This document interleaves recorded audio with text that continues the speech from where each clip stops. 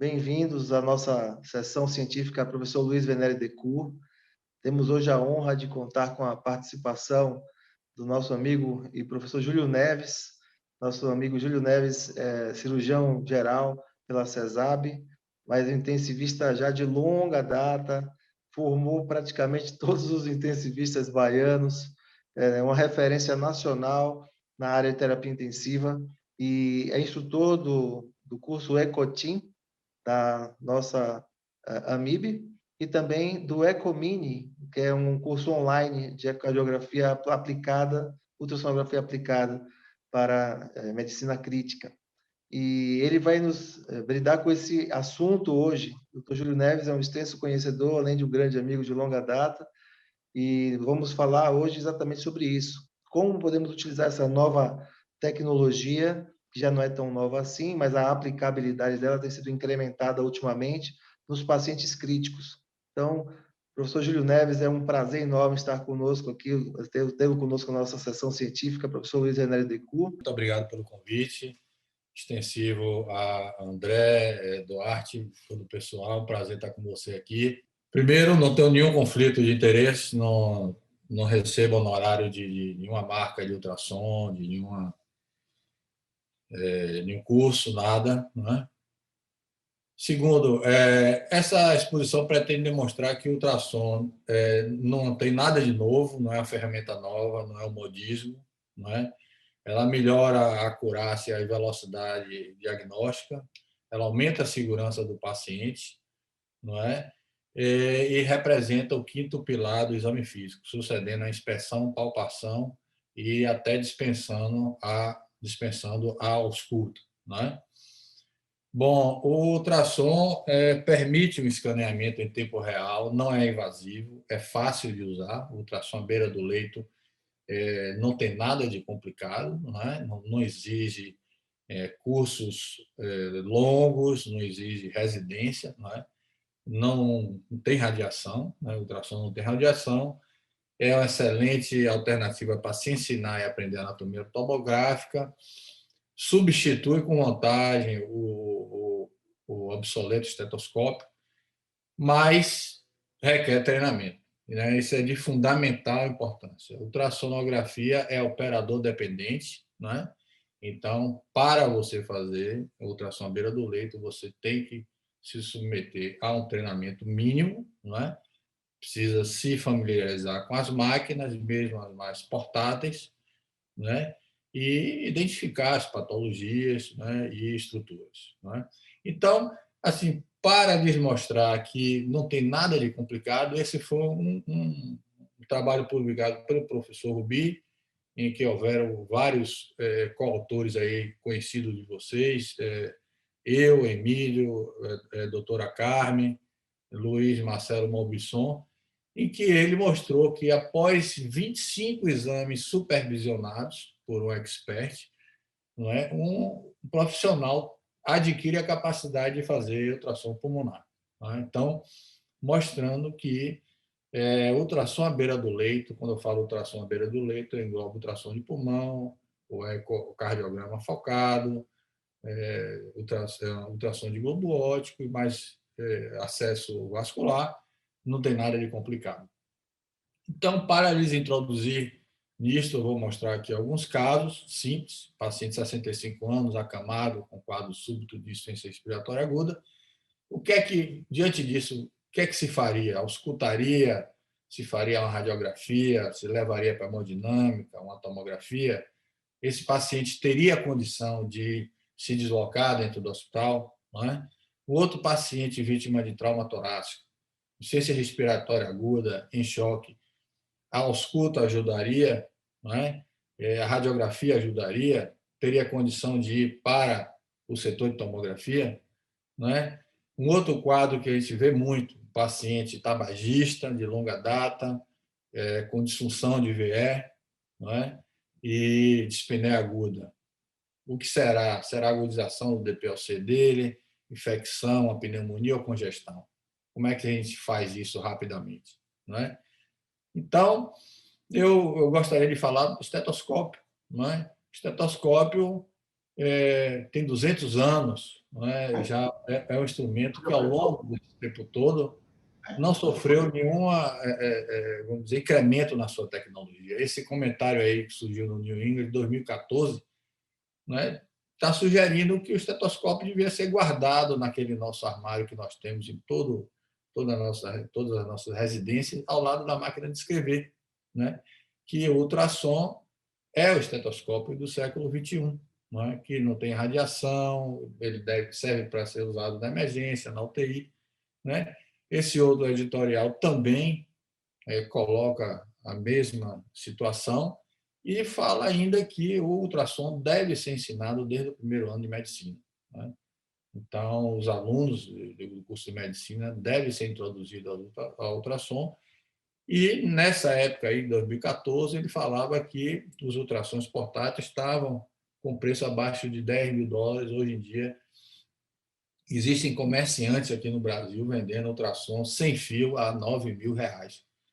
Existe ultrassom no mercado, nos Estados Unidos, sendo vendido a US$ 3.000. Então, custo não é um problema. Esse aí à direita foi minha primeira máquina, me ajudou muito, que era ultra portátil, né? Então, quanto mais exame você faz, mais proficiência você adquire, não é?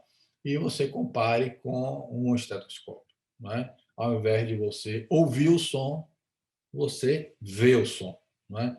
Essa foi a ilustração que eu fiz lá quando eu trabalhava no Hospital Ananeri, que era coordenador do pós-operatório de cardíaco, paciente obeso, em choque, não é? O que é que o estetoscópio ajudar numa situação dessa? Né? Eu, de posse da minha máquina de ultrassom, né, fiz ultrassom pulmonar, ecocardiograma à beira do leito, determinei a causa do choque e procedi ao tratamento adequado, né, com o meu ultrassom portátil, né? Eu carregava de um hospital para outro, então isso não tem dificuldade nenhuma. Então, esse foi um trabalho publicado em 2005, né, em que estudantes de medicina foram treinados por 18 horas em ultrassom e comparado com o cardiologista expert em ausculta a identificar patologias, né, cardíacas, os estudantes com ultrassom e os cardiologistas com ausculta, né? Então, vejam vocês, os estudantes em negro e os médicos na barra branca foram sempre superiores aos cardiologistas, né, na sensibilidade, lógico, lesões valvulares, sopro histórico, diastólico. Então, com um pouco de treinamento, você adquire uma proficiência muito maior do que de posse de um estetoscópio, né? Então, como eu disse aqui, os pilares do exame físico, a inspeção, percussão, palpação, a ausculta pode ser substituída por um transdutor de ultrassom, né? Então, para lhes mostrar que não tem nada de novo, né, em 71 já existia publicação acerca de trauma abdominal, né, em revistas de radiologia, os cirurgiões avaliando o trauma esplênico, né? Depois em revista de radiologia em 76, ultrassom à beira do leito era utilizado. E vejam vocês como eram as máquinas de antigamente, né? As imagens acima, você vê que não era fácil identificar uma lesão de baço para quem não tinha afeição ao método, né? A imagem imediatamente abaixo, até para quem não faz ultrassom, é fácil ver que não existe nenhuma lesão no baço, né? Mas se houver lesão, fica muito mais fácil hoje em dia com poder de processamento, aperfeiçoamento do transdutor, né? E modernização das máquinas de hoje em dia, né? Então, esse outro trabalho também publicado há muito tempo atrás, em 88, em que emergencistas identificaram arritmias causadoras de baixo débito, né? Fibrilação ventricular, ritmo idioventricular, dissociação eletromecânica, BAV e a sistolia, né? Quer dizer, isso com ultrassom à beira do leito em 1988. Então, não tem nada de novo, né? Em 1992, Daniel Lichtenstein, que praticamente foi o pai do ultrassom à beira do leito, que criou o ultrassom pulmonar, publicou um livro, né? E os cirurgiões continuaram progredindo em trauma abdominal.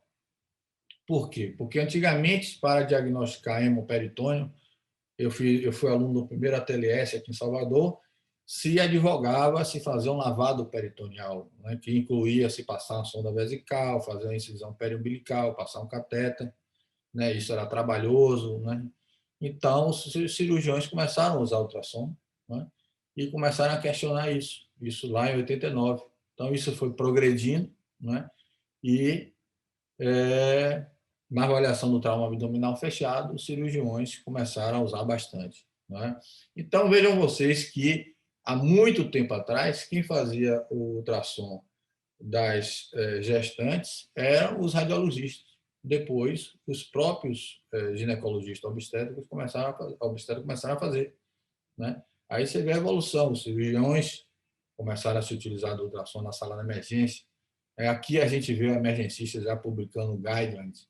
Em 2008, o próprio Colégio Americano de Cirurgiões publicando guidelines. Então, tudo evoluiu. Então, o desenvolvimento de máquina portátil facilitou, mas isso não quer dizer que você só possa fazer ultrassom à beira do leito se for com a máquina portátil. A maioria dos hospitais, inclusive os hospitais públicos, tem lá uma máquina que os radiologistas abandonam. Você pode perfeitamente utilizar essa máquina para fazer seu exame, né? Então, hoje em dia, intensivista, emergencistas, anestesiologistas, hoje em dia os anestesiologistas estão fazendo bloqueios seletivos, né? Utilizando cada vez menos anestesia geral, né? Bloqueios seletivos, estão se apoderando do eco, fazendo eco transesofágico em anestesiologia, em cirurgia cardíaca, né? Então, o importante também, que eu já falei aqui, é o treinamento, porque o ultrassom é operador dependente. Então, nada desse treinamento exige técnica apurada, medidas complicadas, nem muita habilidade. Isso está tudo fora do foco do ultrassom à beira do leito, não é? Então, o ultrassom à beira do leito permite uma avaliação rápida, né, alterações patológicas, o exame é realizado em tempo real, você pode repetir, você dá um diagnóstico, toma uma medida, você repete se você quiser, a avaliação é mais qualitativa do que quantitativa, não é? E isso tudo nos faz chegar à conclusão que o treinamento é muito mais simples, né? E uma outra consequência do ultrassom à beira do leito é que aproxima mais o médico do paciente. E o transdutor vira a extensão da mão do médico, não é? Eu já me coloquei em várias situações, em paciente lúcido, em ambiente de terapia intensiva ou mesmo emergência, você começa a fazer o exame, alguns achados, e começa a conversar, a questionar o paciente, e enriquece o seu histórico clínico, né? Então, o importante é que, diferentemente do exame do radiologista e de outros profissionais que fazem ultrassom, o ultrassom à beira do leito não substitui o julgamento clínico, né? E ele só deve ser realizado depois que você tem sua formulação diagnóstica. Então, não existe aquela história de você chegar na emergência, na UTI, vou fazer exame hoje de ultrassom de pulmão de todo mundo, vou fazer ecocardiograma de todo mundo. Não. Você, de posse, né, do que você sabe do paciente, de história clínica, você fez seu exame físico, vai ter uma formulação diagnóstica e vai fazer seu exame. Não é bem diferente do radiologista que se pede o exame, né, ele vem na UTI fazer o exame dele, que foi pedido, né? É bem diferente, né? Então, ele também não substitui, o ultrassom à beira do leito não veio para substituir esse mesmo exame do radiologista. Ele vai continuar com o seu lugar, né, no armamentário diagnóstico, né?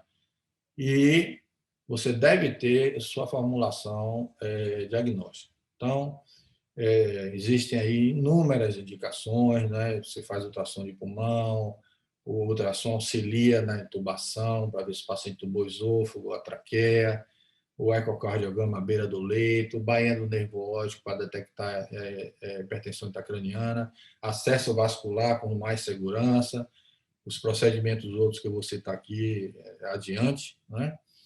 Tratamento do crônico, anestesiologia, e essa aí é a imagem fundamental, né? Esse protocolo IAIM. Primeiro, qual a indicação do exame que você vai fazer? Né? Qual a indicação? Choque, insuficiência respiratória, instabilidade hemodinâmica, hipoperfusão. Então, diante da indicação, você vai ter aquisição. Então, diante da aquisição, você vai ver qual o transdutor que você vai selecionar. Se você vai fazer ecocardiograma, o transdutor, se vai fazer ultrassom de pulmão, pode ser o mesmo, pode ser outro. Se você vai fazer acesso vascular, é outro. Né? Você adquiriu a imagem, você vai interpretar aquela imagem. Né? E, através da interpretação da imagem, você vai tomar a sua decisão médica. Certo? Então, esse protocolo IAIM é muito importante. Né? Porque enfatiza o que eu venho dizendo aqui, que você só vai fazer seu exame depois da sua formulação clínica e diagnóstica. Né? Isso vai lhe ajudar a você saber o que é que você encontrou. Não é? Então, diante disso, diante dessa realidade de ultrassom à beira do leito, e várias sociedades publicaram seus guidelines relacionados a esse novo tipo de exame. Aqui, a Sociedade Americana de Ecocardiografia publicou o guideline de ecocardiograma focado. Não é? O Colégio Americano de Chest Physician também fez o mesmo, em 2009. Né? O Critical Care Medicine fez a mesma coisa, né, com ultrassom à beira do leito, em ultrassonografia geral e ecocardiograma. Né? E, para lhes mostrar que não tem nada de complicado, o nível de treinamento, vocês veem aí nessa coluna, a maioria deles é básico. Então, não existe nada de complicado para o treinamento de ultrassom à beira do leito. Não é? E o nível de evidência é aceitável, né? O nível de consenso. Então, esse trabalho, embora com poucos pacientes, mostra que intensivistas fazendo ecocardiograma podem medir o débito cardíaco com uma mensuração confiável. Não é? Então, mais uma vez, provando que não existe nada de complicado. Não é? Esse é um outro consenso, do qual fez parte o professor Rubi, que me ensinou ultrassom, não é? E isso já tem muito tempo, não é? Já está bem estabelecido. Não é? Esse é um aplicativo que está disponível na Apple Store, chama Shock Echo, que ensina, de posse de ultrassom à beira do leito, você diagnosticar as causas principais de estabilidade de um paciente, seja em emergência, seja em UTI. Você tem condição de afastar um pneumotórax, tamponamento, hipovolemia, vasoplegia, disfunção de um ou outro ventrículo. Está aí o nome do aplicativo, inclusive tem imagens e dá condição de você treinar essas imagens. E as situações clínicas nas quais se indica o exame de ultrassom, ciência respiratória, instabilidade, trauma torácico, na parada, isso já está estabelecido no ACLS, ciência cardíaca. Né? E no que difere o exame que você faz do ecocardiografista, do radiologista? A gente vive num ambiente diferente, a gente tem a história clínica do doente, eles não é? E eles são desconectados num time clínico e fisicamente. Mas isso quer dizer que você vai dispensar eles? Não. Né? Apenas naquelas indicações, você agora tem condição de fazer o seu exame. Certo? Entendeu? Então, a maioria dos pacientes em choque séptico, choque de origem indeterminada, você não tem limitação de horário, pode repetir o exame, pode fazer o exame imediatamente, é um exame qualitativo básico. E se você for depender desculpe, ecocardiografista, eles têm, pelas próprias características do serviço que trabalha, horário limitado, ele raramente repete o exame se você solicitar, né? É um exame à la carte, como eles fazem, é um exame morfológico, é um exame quantitativo, então é um exame que não vai lhe ajudar muito no que você quer. não é? Então, Lloyd McLean, em 2016, num artigo que chama Ecocardiografia na abordagem do choque, diz que nenhuma outra ferramenta investigativa ou de monitorização usada à beira do leito tem condição de dar informação diagnóstica de imagem em pacientes em choque, com disfunção de um ou outro ventrículo, alteração de volemia, resposta à vasoparesia, a sepse ou tamponamento, do que um ecocardiograma. Porque você pode usar um ou outro catéter, monitor, tal, mas a imagem é insubstituível, não é? Então, isso é muito importante. Então, esses outros autores aí concluíram, por um e outros meios, né, que publicaram, no UTI geral, o ecotranstorásquico identifica a grande maioria das causas de choque, em 2004.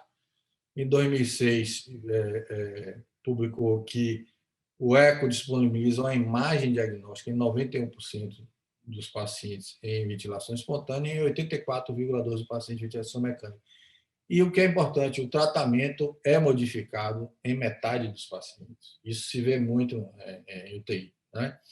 Você chega num paciente para fazer um exame, né, tem um diagnóstico, você modifica totalmente o diagnóstico e o tratamento, não é? Principalmente em pacientes cujo formulação, história clínica está errada. Então, aqui nesse outro caso, no terceiro caso, na terceira publicação, se o paciente está com os dados clínicos, a formulação diagnóstica correta, o ultrassom à beira do leito, o ecotranstorásquico modifica o tratamento em 34,4 pacientes. Se tiver alguma coisa errada, em metade dos pacientes, né?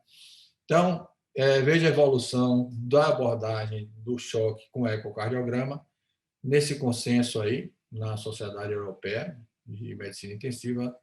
Em 2007, eles sugeriam ecocardiografia.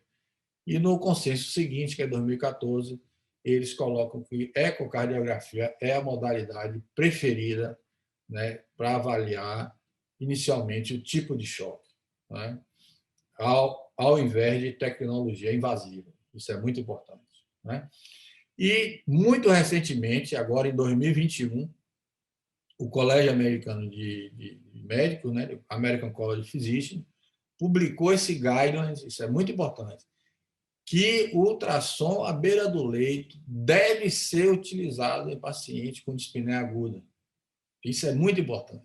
O que é que a gente vê na realidade? O paciente entrou em insuficiência respiratória de dispneia, recebe um tubo sem saber qual é a causa, né?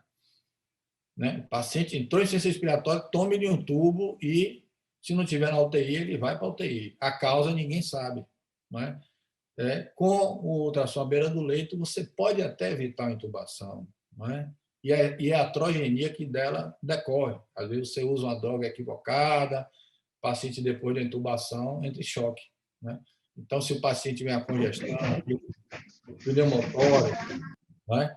E você evita até a intubação, você dá o diagnóstico com ultrassom à beira do leito e você coíbe essa insuficiência respiratória, você reverte essa insuficiência respiratória. Tá?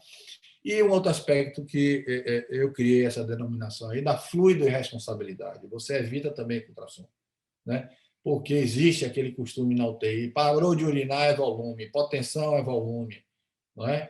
O paciente está tomando uma série de infusões, você vê o balanço no final de um dia 3.000 positivo, no outro dia 4.000 positivo. Então, fisiologicamente, o corpo humano não foi preparado para hipervolemia, foi preparado para lidar com hipovolemia, não é? A hipervolemia causa fluido e irresponsabilidade. Existe edema cerebral com delírio, disfunção cognitiva, edema miocárdico, arritmia, disfunção diastólica, disfunção de contratilidade, edema pulmonar, insuficiência respiratória, né, ilha paralítico, congestão hepática com disfunção hepática, não é? Escara de decúbito, edema intestinal. Então, isso tudo faz parte do quadro da fluidoirresponsabilidade, da hipervolemia, né, que a cada dia se mostra na literatura que é causa de aumento de mortalidade no paciente UTI. O paciente fica mergulhado na catarata do Iguaçu. Da mesma forma, quando se se dispõe a remover esse líquido, aí vem o dialitrauma, né? O paciente, não muito raramente, choca, né? E esse trabalhozinho foi publicado há uma semana atrás, né? Mostrou que o ultrassom pulmonar pode ajudar a mitigar essa hipotensão. Então, o paciente, eles fizeram dividir em perfil A, ou seja, o paciente sem hipervolemia, houve menos hipotensão do que aqueles pacientes que estavam em hipervolemia. Então, isto ajuda a dosar a diálise, né? Não causar o que os neurologistas vêm chamando de dialitrauma, ou seja, liga a diálise e o paciente entra em choque, né?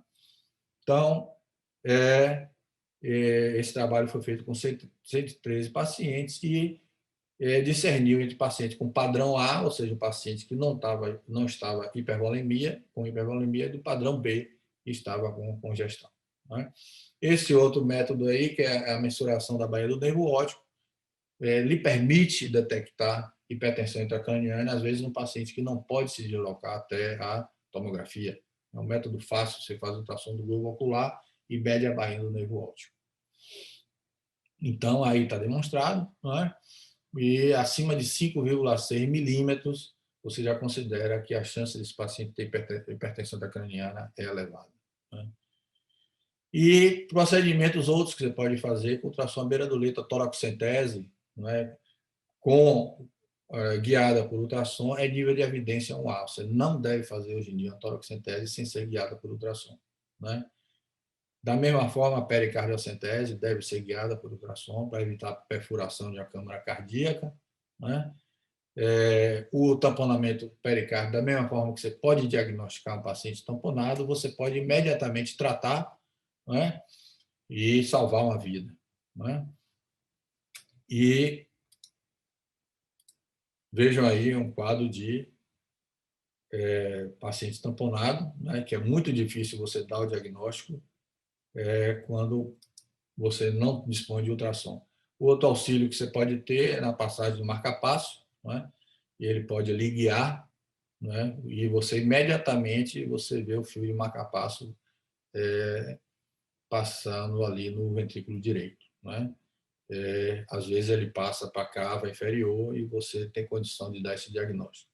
O acesso vascular é motivo somente de uma aula à parte que nós damos no Ecotim, no Ecomini, que aumenta a segurança, diminui o número de punções, diminui a taxa de infecção, né? E o COVID, né? O COVID, que o ultrassom de pulmão veio ajudar muito, né? Ao contrário de muitos serviços que estavam exagerando na realização de tomografia de tórax, já foi publicado esse consenso, né? Sobre o uso de ultrassom à beira do leito, não só ultrassom de pulmão, não é? E a respeito da pneumonia por COVID. E ele fala que, embora a tomografia tenha uma melhor acurácia diagnóstica, isso é limitado pelo volume de paciente, o risco de contaminação, né? E o ultrassom de pulmão tem condição de fazer isso rapidamente, né? Então, vejam a utilidade do ultrassom à beira do leito no COVID.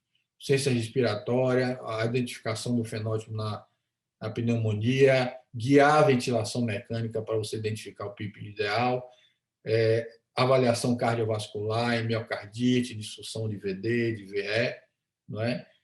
Aquele paciente, você tem um score, identificar aquele paciente que está mais suscetível à ventilação mecânica, avaliar o status volêmico, o desmame da ventilação mecânica pós-intubação, avaliação de trombose venosa, disfunção de órgão secundário, não é? Aqueles que fazem Doppler transcraniano também, não é? Então, este aqui é um caso, né, que vivido por mim. Eu fui fazer ultrassom de pulmão numa paciente que teve a distensão abrupta abdominal, não é? E achei essa aerobilia aí no fígado, não é? Então, fiz a suspeita de trombose isquêmica intestinal, não é?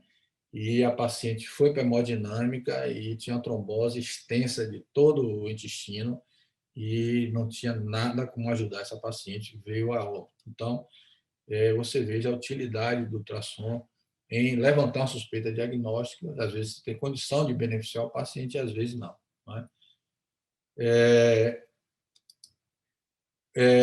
Tocante à pneumonia por Covid, você identifica através do score pulmonar e através das imagens quem tem um score menor, né, aquele fenótipo L, e quem tem um score maior, o fenótipo H.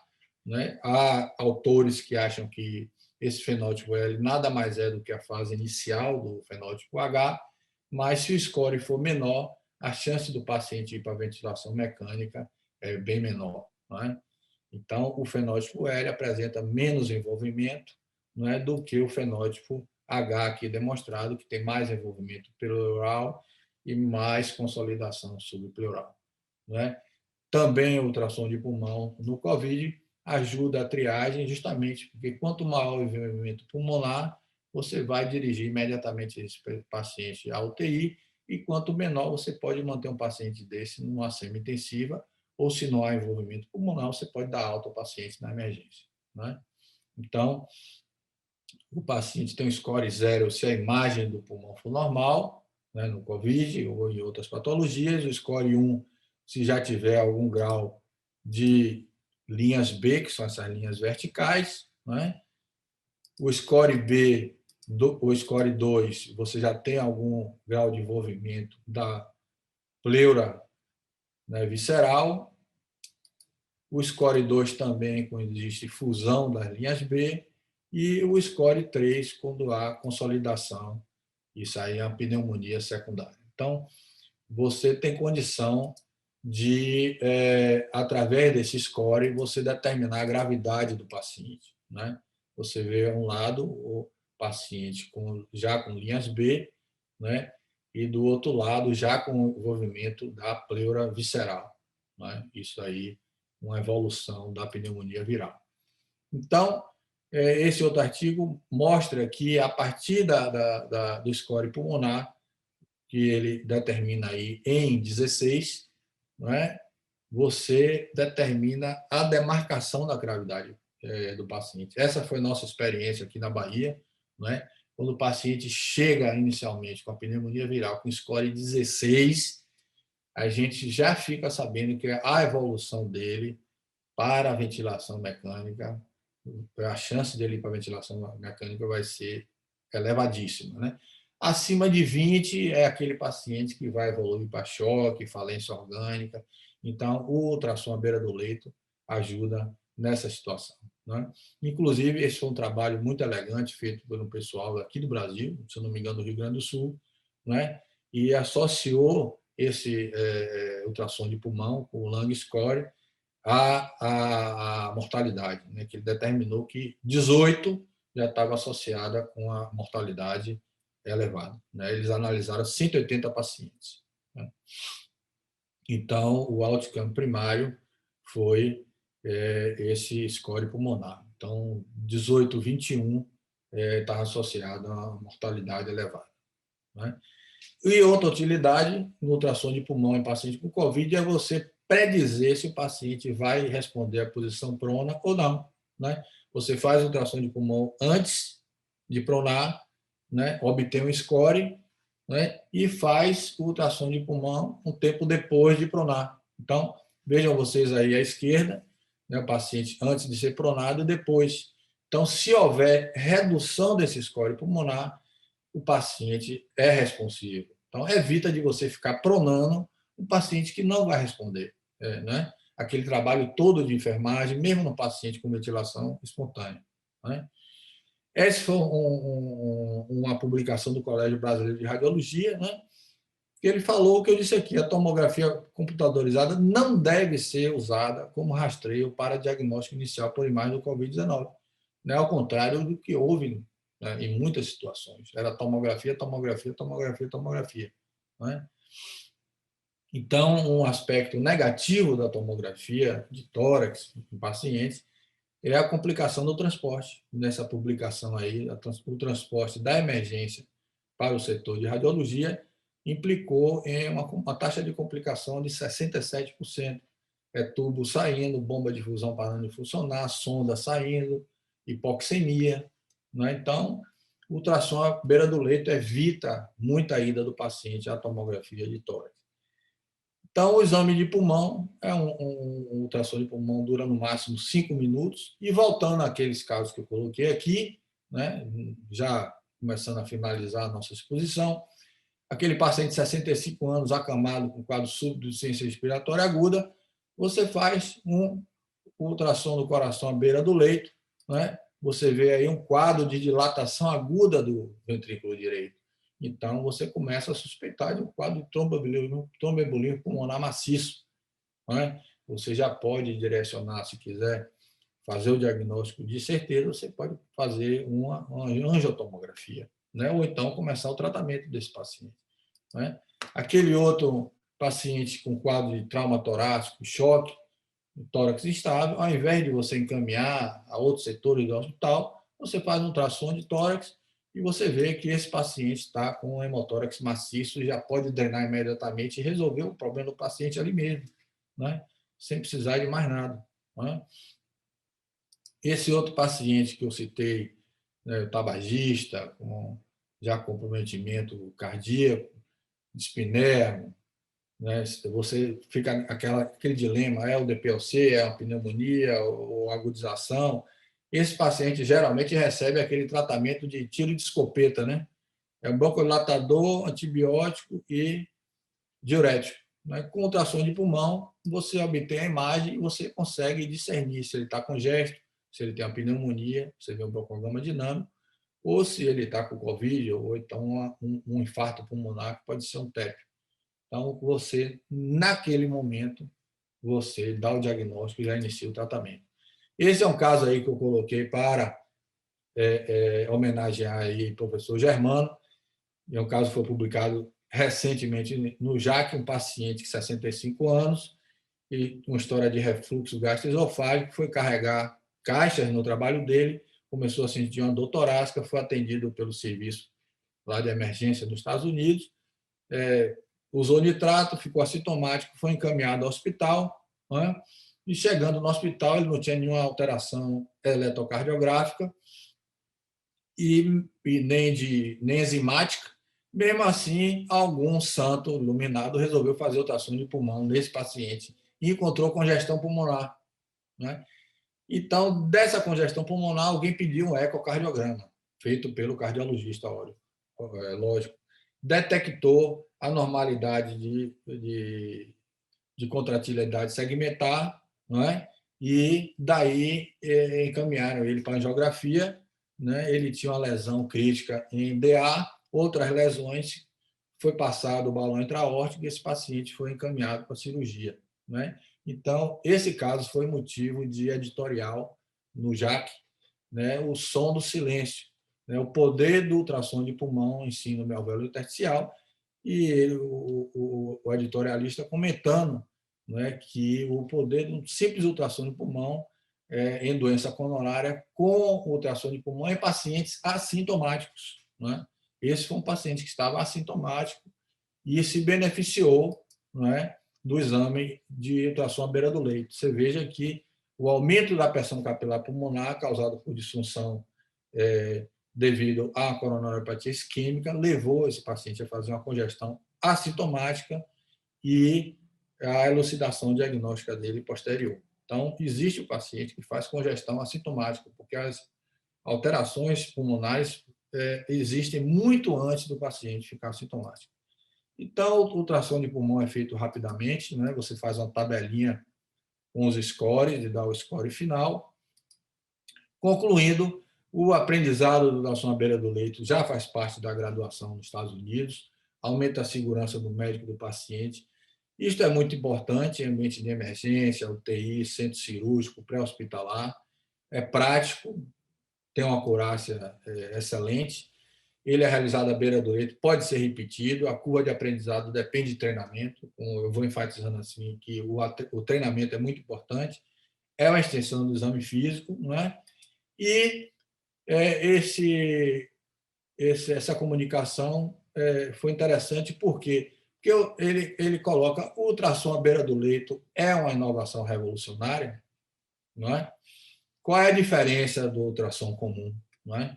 Então, ele coloca que a exigência da formação da ultrassom beira do leito é inferior ao tradicional do radiologista, né? Então, é bastante inferior, não precisa desse treinamento todo. É um exame qualitativo e não quantitativo, né? As mensurações não são necessárias. É um exame que reduz custo. Você vê, se você comparar o custo de você manter um ecocardiografista de plantão, né, o custo de um exame de tomografia que é dispensado, o custo de exame de ecocardiografia que é dispensado, né? Eu, na minha época lá no Manere, nós coibimos o sobreaviso de ecocardiografia, porque toda a equipe de plantonista era treinada em ecocardiograma, beira do leito e ultrassom de pulmão. Então, não deixa de ser um novo modelo de negócio, já que aquele que cuida do paciente é que é o mesmo que provê o produto e quem cuida do paciente. Então, ao invés de se achar que aquele especialista que faz aquele exame complicado está no topo da pirâmide, não. Quem faz ultrassom da beira do leito é que está no topo da pirâmide. Por quê? Faz o exame, dá maior velocidade de tratamento, ao menor custo e a uma maior disponibilidade. Bom, senhores, era isso que eu tinha que colocar para vocês. Agradeço novamente a oportunidade de estar aqui ao lado, mesmo virtualmente, de muitos amigos, especialmente o pessoal do ISA. Excelente, Júlio, muito obrigado. Excelente apresentação, como sempre, recheada de dados práticos, de ilustrações. É exatamente o que a gente esperava já da sua expertise. E, claro, é muito provocativa, a sua aula é muito provocativa de propósito, porque realmente essa pergunta de aposentar, moratória ao estetoscópio, falando para um cardiologista, isso aí soa até quase como um, um desafio, mas é claro que a gente entende perfeitamente a importância da incorporação progressiva da ultrassonografia, e isso realmente é fundamental. É um método que, para nós, fica muito claro que aumenta em muito a sensibilidade do exame clínico para diversas aplicações. Você falou sobre congestão, falou sobre detecção na utilização no trauma, que já é bem anterior à utilização clínica que nós estamos acostumados. Então, tudo isso aumenta muito a sensibilidade e, em algumas situações, também a especificidade do nosso exame clínico, né? Isso não há dúvida nenhuma, veio para agregar e tem que ser implementado cada vez mais, não tem dúvida. Na graduação médica, eu tive a oportunidade de coordenar o curso de medicina de uma universidade privada aqui em São Paulo. Também tivemos, já desde o início, nós tivemos a utilização de anatomia, já nos estudos de estrutura e função, já incorporamos ultrassonografia para isso, né? Então, a ultrassonografia já desde cara está no estudo de estrutura e função, então já se aprende anatomia e fisiologia de maneira integrada à histologia, utilizando imagens, né, e anatomia patológica juntos. Então, a maneira como a gente estuda a medicina, de fato, tem mudado no mundo inteiro, e boa parte dos novos currículos médicos no próprio Brasil tem estado cada vez mais integrados à utilização de imagem. Então, para nós, é também muito importante no ensino de anatomia topográfica a utilização dessas novas tecnologias. E tenho certeza que os médicos bem formados, a partir dessa nova geração, já terão isso incorporado, em sua maioria, à sua prática clínica. Não vai ser mais uma ruptura, né, da geração X, por exemplo, sair dessa condição de basear-se meramente na inspeção, palpação, ausculta, inspeção, percussão, palpação e ausculta, mas incorpora também imagem a esse armamentário. Então, essa discussão, ela é absolutamente importante, válida, porque o que a gente está falando aqui no final é o ultrassom ele deve ser encarado como exame complementar ou como uma extensão do exame físico? Essa é a pergunta de US$ 1 milhão. Na verdade, é essa o ponto. Mas aí eu queria provocar um pouco, né, Júlio? Para quem já pensa, já entende que todo exame diagnóstico ele carece de uma probabilidade pré-teste e pós-teste, né? Quanto mais bem classificado você estiver em relação à avaliação pré-teste, melhor você utiliza as ferramentas diagnósticas. E isso se aplica também para os dados do exame físico, né? Então, cada elemento do exame físico tem sua acurácia, tem sua sensibilidade, sua especificidade, seu valor preditivo positivo e negativo. Então, se a gente já começar a encarar o próprio exame físico desta forma, fica fácil não dicotomizar, né? Não colocar o exame clínico, a ausculta pulmonar, por exemplo, como algo obsoleto ou não. Aí, o que é que a gente tem? Nós temos uma ferramenta de baixo custo, né? Que o estetoscópio não custa R$ 9.000, por mais, então esse acesso é importante a gente deixar claro que um estetoscópio ainda é uma ferramenta hoje muito barata, né? E é utilizado não só por médicos ou emergencistas, mas também por outros profissionais de saúde. Então é óbvio que o esteto não está aposentado, mas a gente precisa sim incorporar progressivamente uma ferramenta tão útil quanto POCUS, né? E aprender a utilizá-la da melhor forma possível para melhorar a acurácia. E a partir daí, sim, você tem, por exemplo, a ausculta pulmonar no paciente com insuficiência cardíaca crônica. Nós sabemos que a ausculta pulmonar tem uma sensibilidade muito baixa para detectar congestão. Então, esse paciente que está até óligo ou assintomático do ponto de vista respiratório, nós sabemos que a própria distensão venosa jugular ela tem uma sensibilidade mais alta no paciente portador de IC crônica para detectar congestão pulmonar do que a ausculta. Então, se nós tivermos essas informações acerca de sensibilidade e especificidade, valor preditivo positivo e negativo, principalmente o raciocínio clínico de probabilidade pré-teste em todas as situações clínicas para identificar qual o melhor método que a gente vai utilizar e, se possível, utilizar de forma mais ampla a ultrassonografia, isso só vem a agregar, de fato. Então, eu só queria complementar esse raciocínio da visão do clínico, né, que a gente tem tentado incorporar de forma mais rápida possível, não somente no ambiente de urgência e emergência, mas temos alguns testes também sendo realizados, poucos, por exemplo, no ambulatório de insuficiência cardíaca crônica.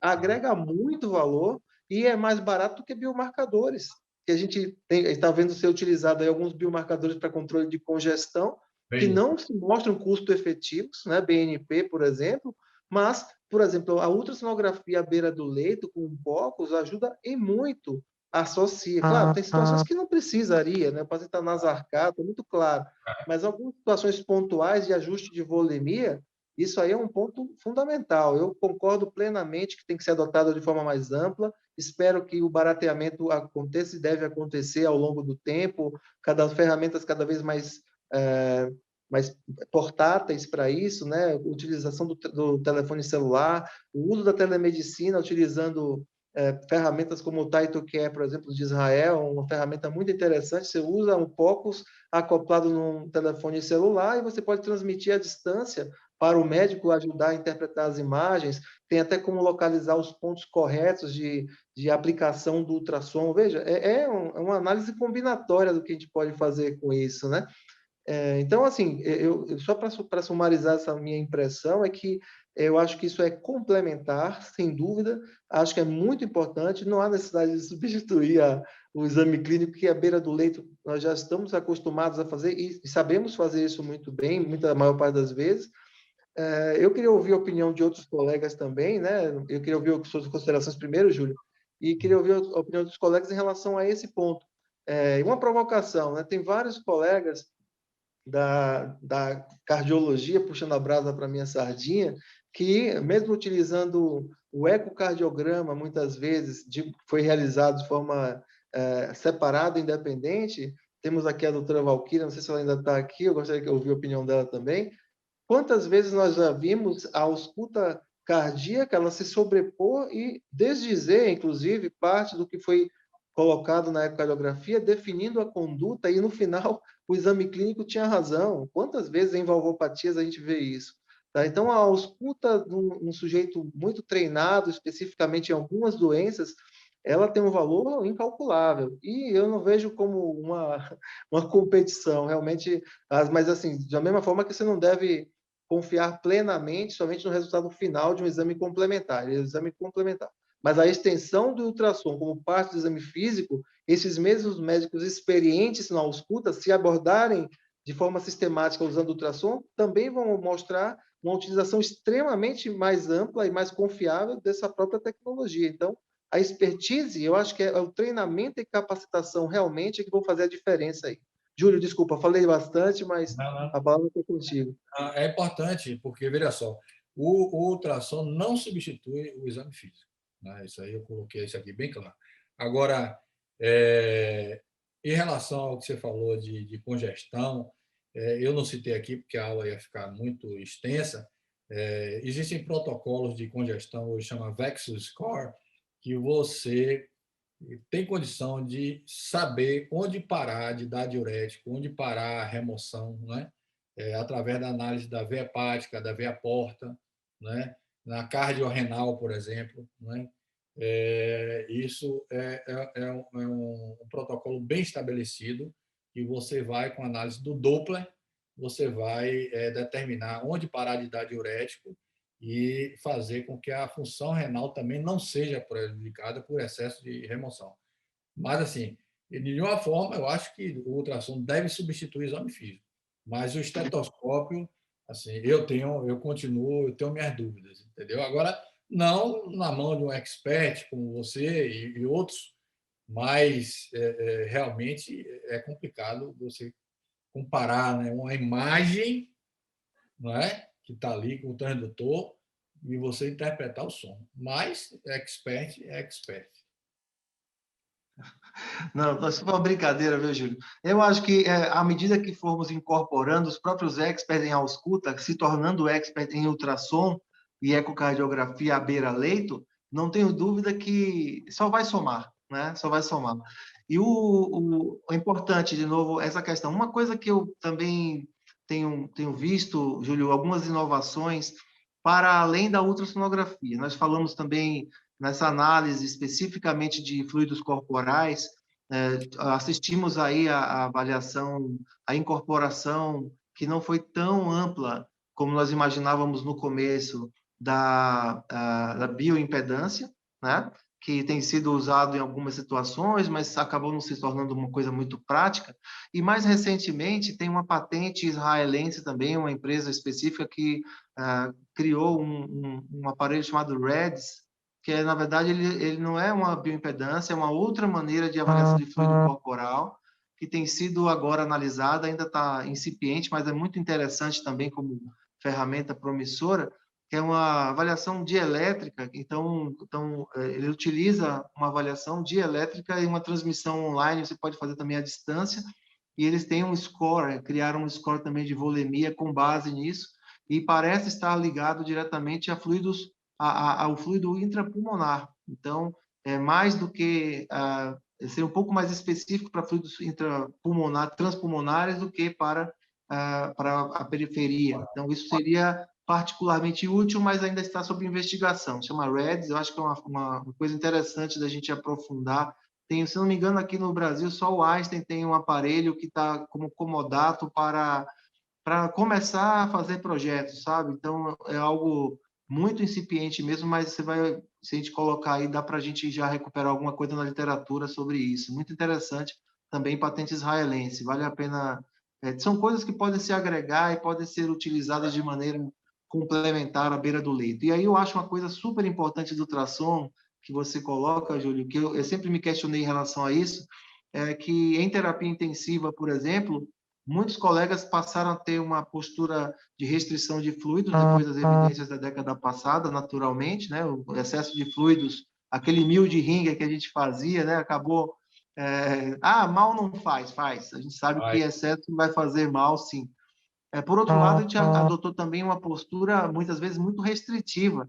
Eu assisti também o contrário, a incidência de disfunção renal em pacientes que estavam nitidamente hipovolêmicos, mas existia aquela discussão ali, como aferir a volemia beira-leito. Então, essa é fundamental. E essa responsividade a fluidos medida pelo ultrassom, ela não pode ser uma coisa tão estanque, tão pontual. Isso tem que ser contínuo. Após cada medida, aí eu defendo, aí é perfeito. Extensão do exame físico, exatamente. Eu me examinei o doente, como eu vou ajustar essa volemia? Olha, eu preciso de informações mais precisas. Então, essa continuidade do processo, para nós, é fundamental.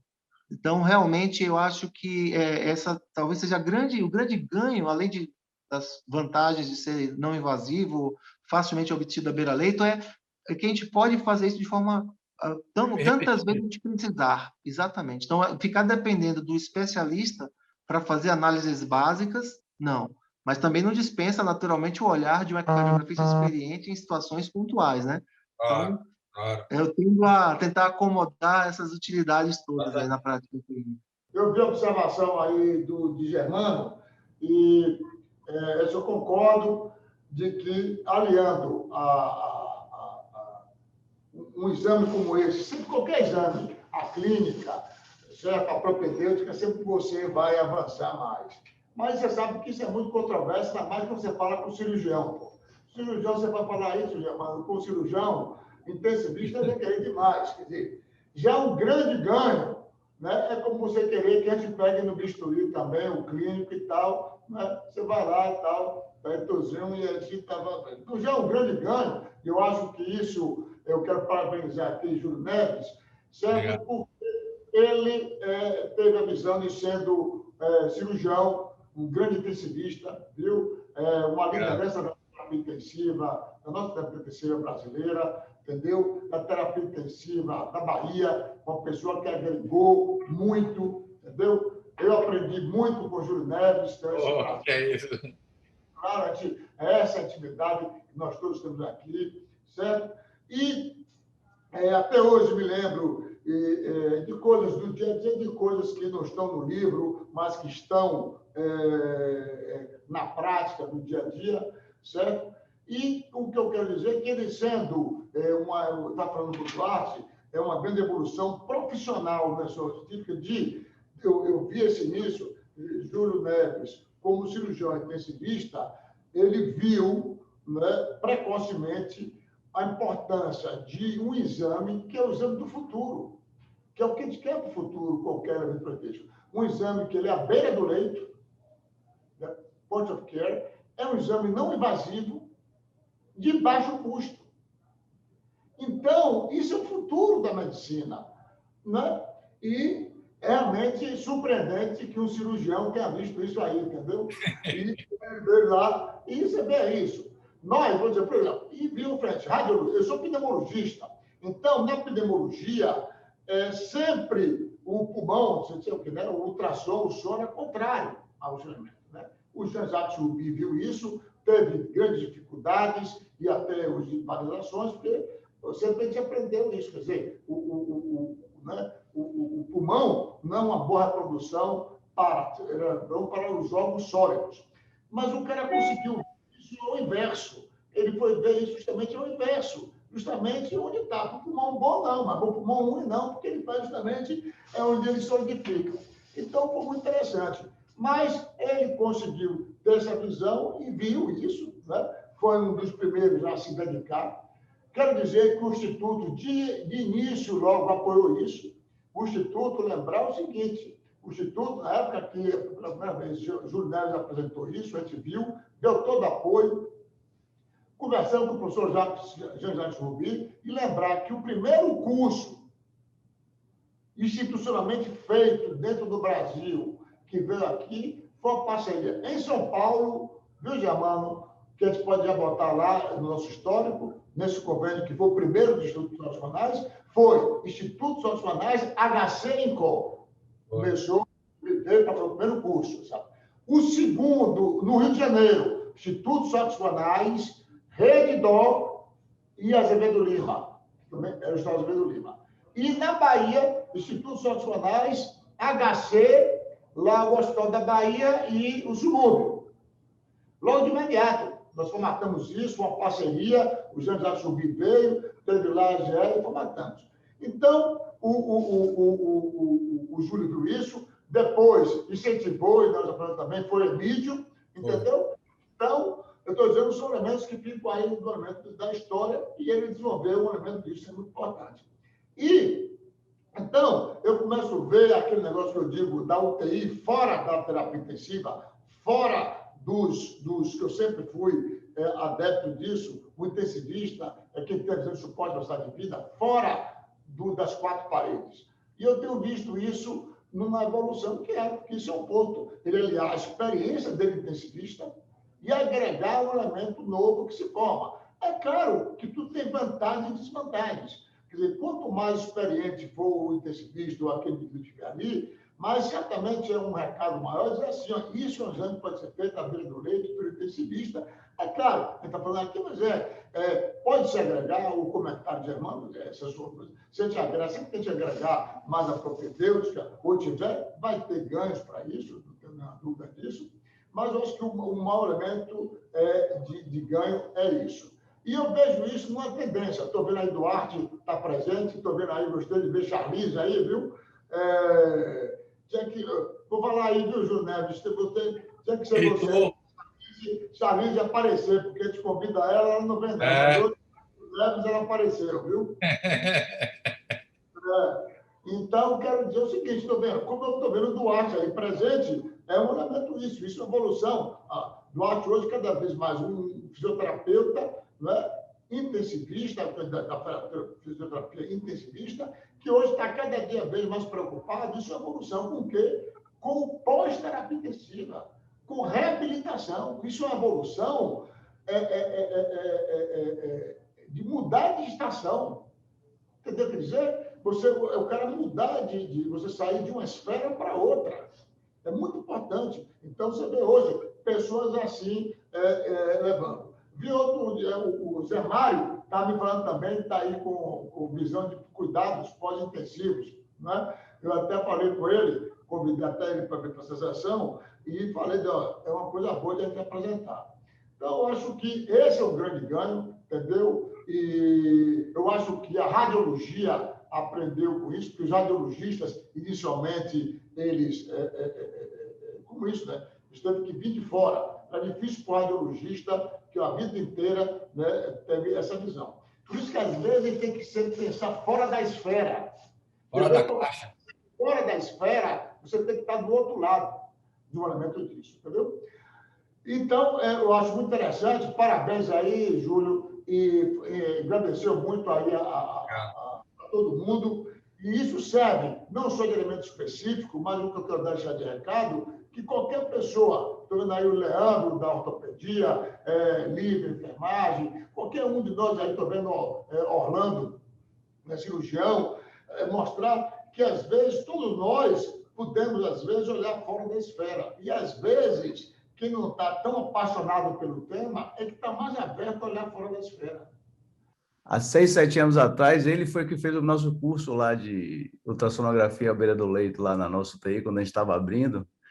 O Julinho foi lá treinar a gente. Era um método que, para mim, era uma coisa que era desconhecida e já com alguns, sei lá, 15 anos aí de terapia intensiva, uma coisa que não acreditava muito. Mas hoje, para você ter uma ideia, ultrassonografia à beira do leito é uma realidade imutável na nossa UTI.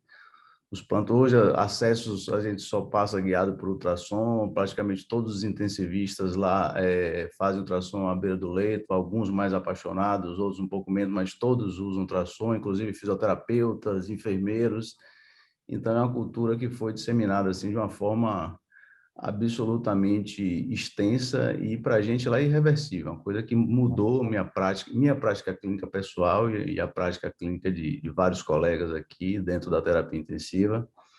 E eu agradeço o Julinho aí, parabenizo ele mais uma vez por ser o precursor disso tudo aí, por ter disseminado com a gente aí, ser o grande apoiador, incentivador desse grande método aí, que eu acho que é uma das coisas mais inovadoras e mais interessantes que apareceram aí na terapia intensiva. Um abraço, meu amigo. Deixa eu só complementar. Bom, eu sou ortopedista, o doutor André já deu spoiler aí. Eu comecei a usar ultrassom esse ano. Até então, porque assim, você não aprende ultrassonografia na graduação, na residência, na especialização da residência, é uma coisa que não existe, né? A gente sempre está acostumado a pedir os exames. E aí eu já fiz 3 cursos de ultrassom músculo-esquelético, comprei um aparelho portátil da Philips, o Lumify, onde eu conecto num tablet e levo para tudo quanto é lado agora virou meu xodó. Se pegar fogo em casa, eu salvo ele e deixo a esposa. Entendeu? Então, a Bárbara está aí, vou apanhar depois. Então, eu acho que assim, mudou a prática clínica, igual você colocou. É impressionante o que a gente consegue fazer com ultrassom. O diagnóstico agora é na hora, o paciente está aqui no consultório, em qualquer lugar, leva para o centro cirúrgico para fazer procedimentos guiados também. Então, eu acho que é uma revolução que veio para ficar. O médico, o ortopedista, eu tenho certeza, daqui 5 anos, o ortopedista que não souber ultrassom, ele está atrasado. Entendeu? Isso daí eu tenho certeza. Parabéns pela aula, foi muito, muito enriquecedora. Obrigado. Disrupção, sim, né, em termos de processo, não como método, mas como processo, é uma disrupção que já não é da agora. O método é antigo, mas a aplicabilidade, a ampliação da aplicabilidade da ultrassonografia nos últimos 10, 15 anos foi incrível. Então, tinham alguns poucos visionários como você há mais tempo do que isso, mas a ampla utilização realmente aconteceu na última década, não tem dúvida. E hoje é uma realidade. Em medicina crítica, não há que se falar em medicina crítica sem o apoio da ultrassonografia e da ecocardiografia beira-leito como extensão do exame clínico, e realmente é algo que eu tiro o chapéu para a sua visão e pelo seu empenho em disseminar o seu conhecimento, Júlio. Em todas as áreas, você é realmente um sujeito que não começou lá atrás como entusiasta, mas rapidamente se tornou um expert, uma referência nesse assunto, e a gente tem que agradecer a sua disponibilidade aqui. Muito obrigado a todos, até a próxima. Obrigado, Júlio, mais uma vez.